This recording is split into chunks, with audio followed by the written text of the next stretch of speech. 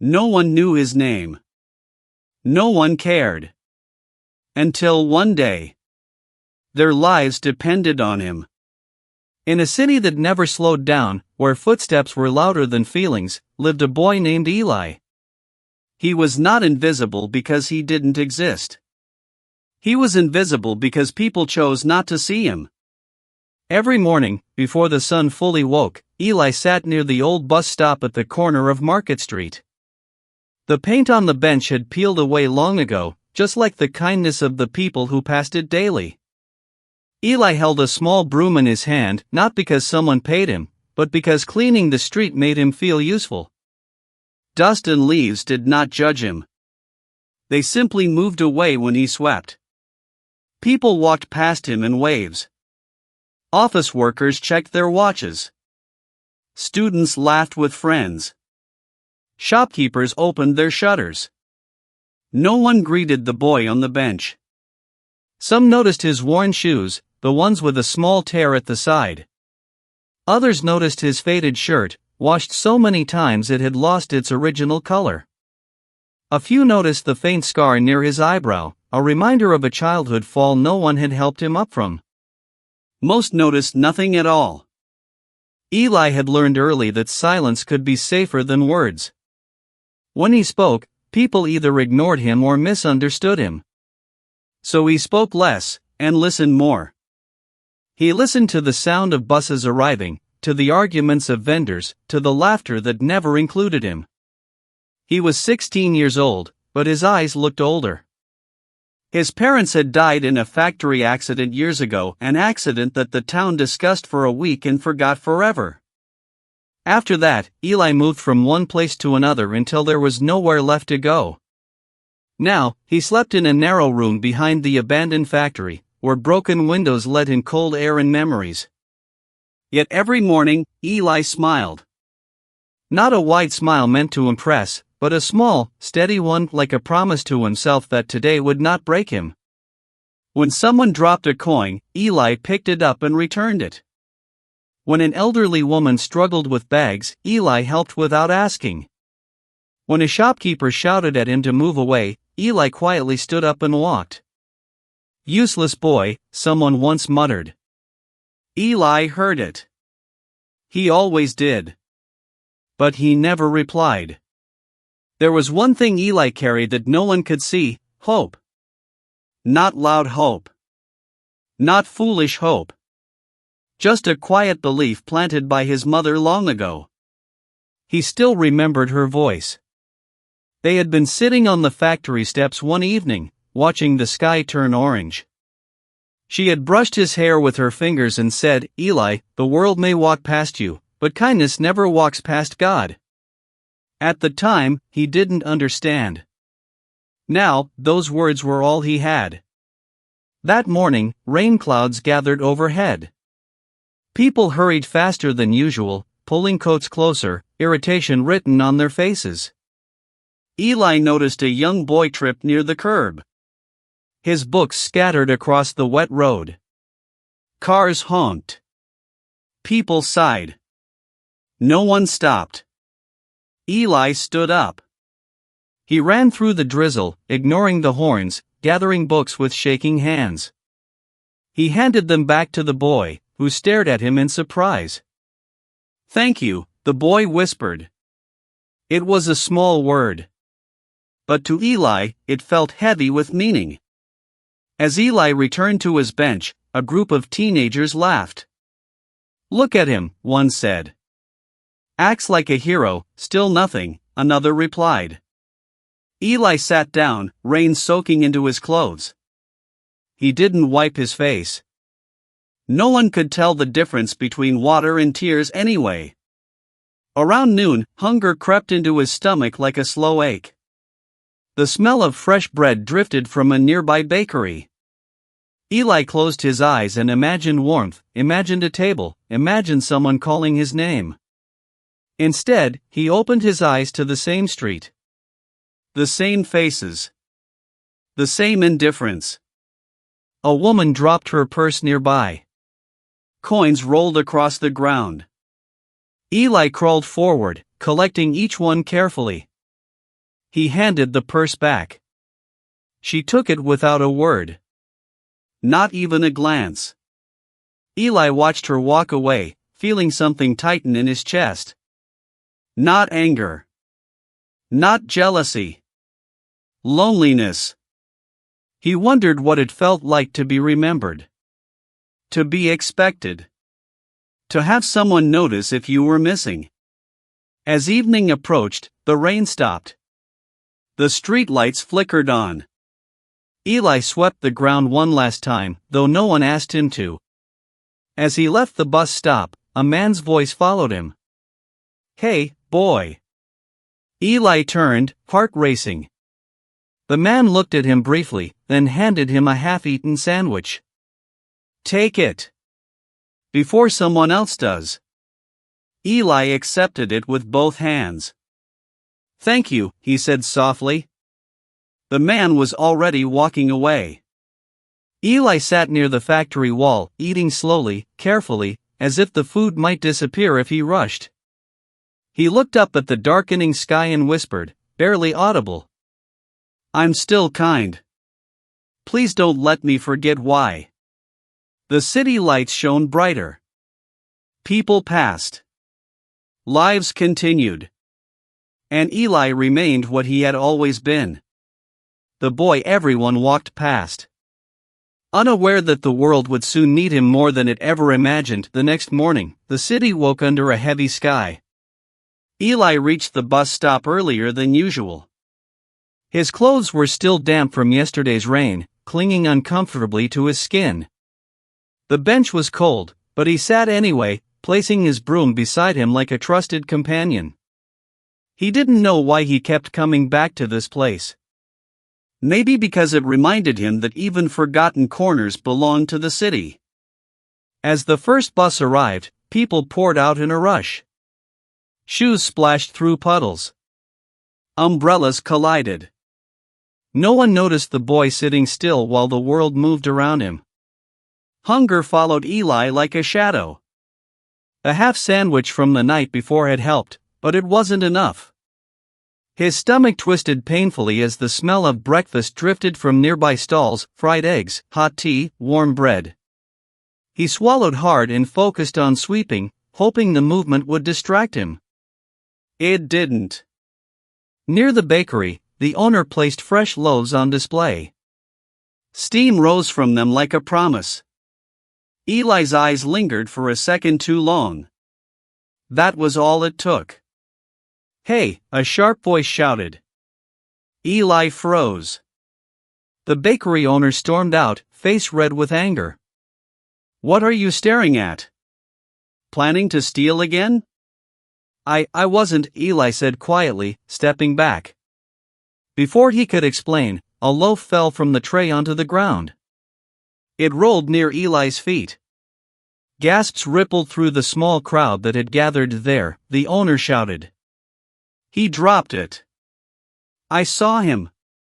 Eli looked down at the bread, his hands shaking. He hadn't touched it.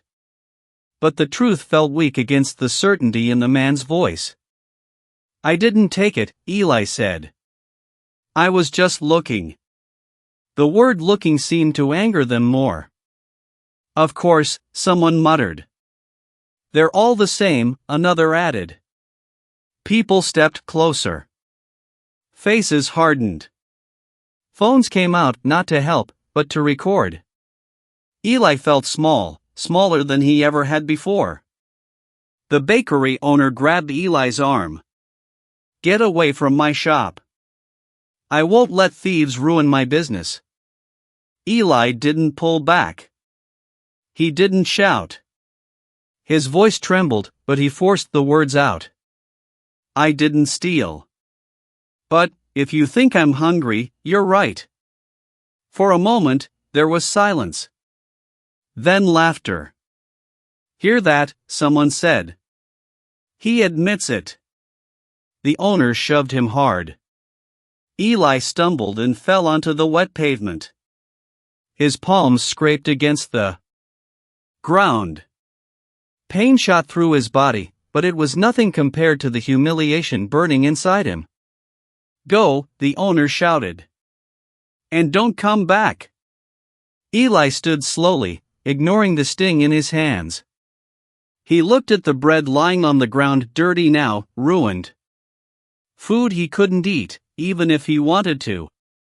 As he walked away, someone threw a coin at his feet. Another spat near him. Most simply turned their backs. Everyone walked past him. That night, Eli sat beneath a broken streetlight near the factory. The light flickered like his faith. His hands were raw. His clothes were torn. The city felt louder than ever, yet he had never felt so alone. He pressed his forehead against his knees. For the first time in years, tears came freely. Why, he whispered into the darkness. I try. I really try. Memories flooded his mind, his mother's smile, his father's laughter, the warmth of a home that no longer existed. He remembered promises he made to stay good, to stay kind, no matter what. But kindness felt heavy tonight. He wondered if being good even mattered when the world only noticed mistakes that weren't his. Nearby, two men walked past, talking loudly. People like that are dangerous, one said. They bring trouble, the other replied. Eli flinched. He hugged his knees tighter. Hours passed. The city eventually grew quieter. In the silence, Eli lifted his head and stared at the sky, barely visible through smoke and clouds. If you're there, he whispered, voice cracking, teach me how to stay kind when it hurts this much. The next day was worse. Word had spread. Shopkeepers eyed him suspiciously. A guard chased him away from the bus stop. A woman pulled her child closer when Eli walked by. He had become a warning. By afternoon, his legs ached from wandering. He hadn't eaten. He hadn't rested. He hadn't spoken. Near the river, Eli saw an old man collapse on the sidewalk. People slowed, looked, then continued on. Eli ran to him. He held the man's head, calling for help.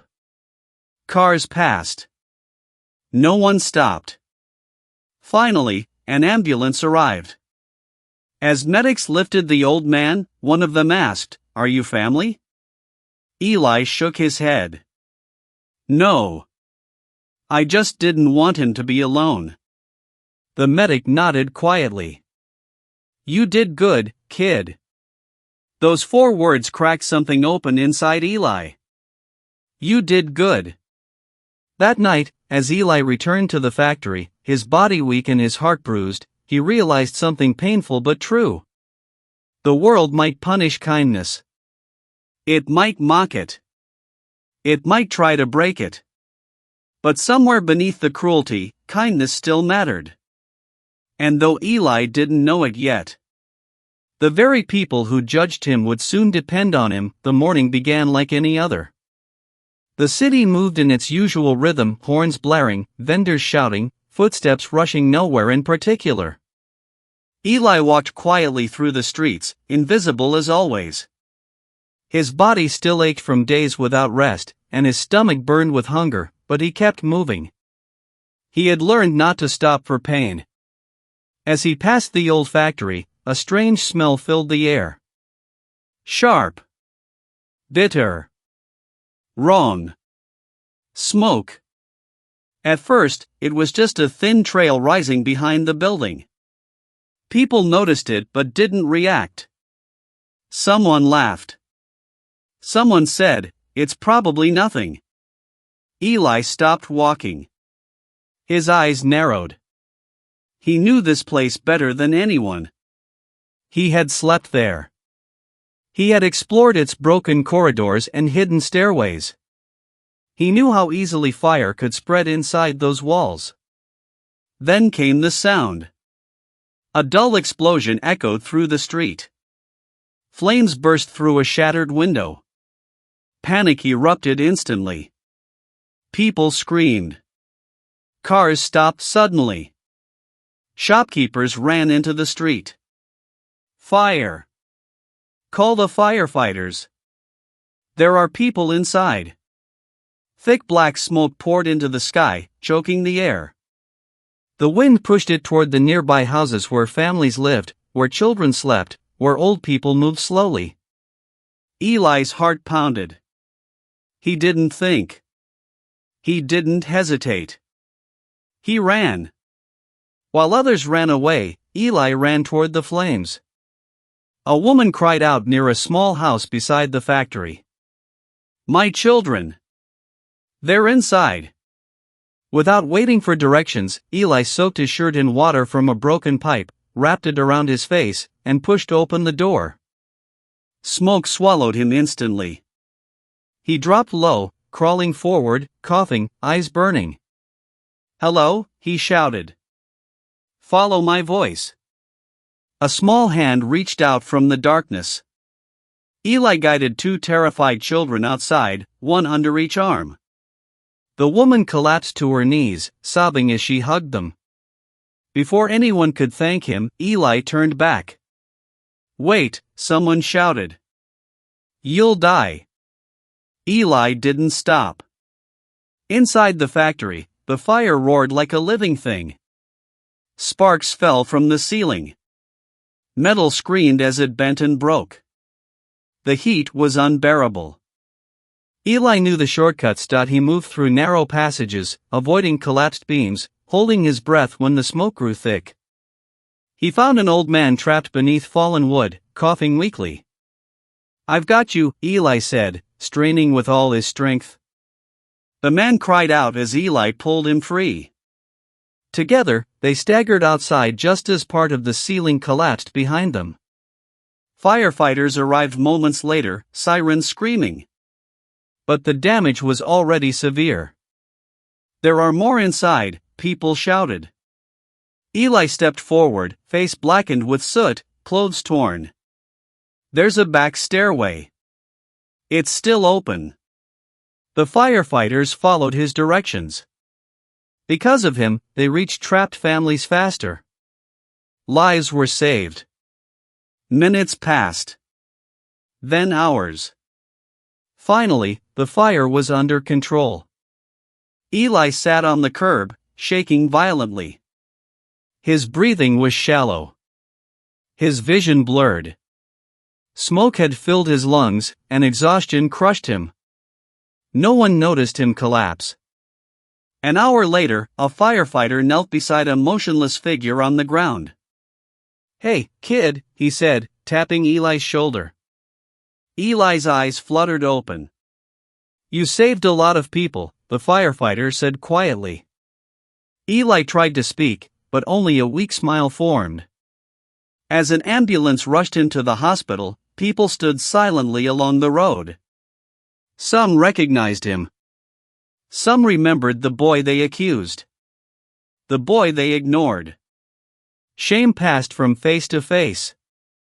Inside the ambulance, Eli drifted in and out of consciousness. Voices echoed around him. If he hadn't known the factory. He went back in again and again. He didn't even think about himself. Eli's thoughts were slow, foggy. But one memory rose clearly, his mother's voice. Kindness never walks past God. When Eli woke up in the hospital, the room was quiet. Sunlight streamed through the window. For the first time in a long while, he felt warm. A nurse smiled at him. "You're safe now." Eli looked at his hands, bandaged and clean. He whispered, "Did everyone make it?" The nurse nodded. "Because of you." Eli closed his eyes, tears slipping silently down his cheeks. For years, the world had walked past him. But on this day, the world had been saved by the boy it refused to see. The town felt different after the fire. The smoke was gone, the flames were silent, but something invisible lingered in the air, shame. People walked more slowly now. They spoke in softer voices. Every street carried the same story, whispered again and again. The boy, the one no one noticed. He went back into the fire. He saved my children. He saved my father. In the hospital, Eli lay quietly, unaware of how loudly his name was being spoken outside those walls. When he finally woke, the sunlight felt gentle, not harsh like the world he remembered. A clean blanket covered him. The smell of medicine replaced smoke. For a moment, he thought he was dreaming. A doctor stood nearby, reading his chart. "You're lucky," he said. "Another few minutes in that smoke, and you wouldn't be here." Eli nodded weakly. "Are the others okay?" The doctor paused, then smiled. "Yes. Because of you." Those words felt heavier than any praise Eli had ever imagined. Later that day, visitors arrived. The first was the woman whose children he had rescued. She held his hand tightly, tears streaming down her face. "I don't know how to thank you," she said. "I judged you, and you saved my world." Then came the old man from the factory. He bowed his head, voice trembling. "You carried me when no one else even saw me." One by one, people filled the room. The shopkeeper who once accused him stood silently at the door for a long time. When he finally stepped forward, he couldn't meet Eli's eyes. "I was wrong," he whispered.